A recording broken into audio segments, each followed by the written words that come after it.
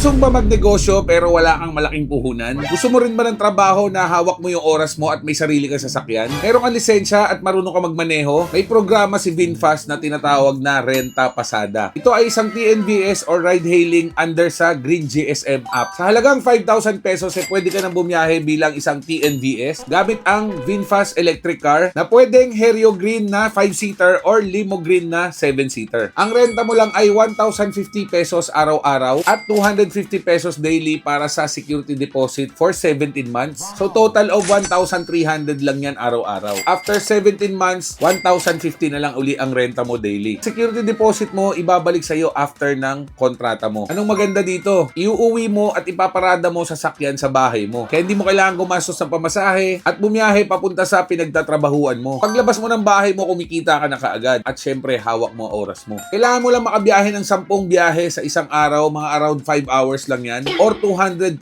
rides sa isang buwan. Pero anong maganda dito? Kaya mong bumiyahe ng 20 to 30 rides sa isang araw. Pwede mo siyang ibiyahe kung anong oras mo gusto. Ang sobrang kita ay sa'yo na. Bakit VinFast? Meron kang automatic booking galing sa Green GSM app. Libre at only charging ka sa lahat ng VinFast charging station hanggang March 2029.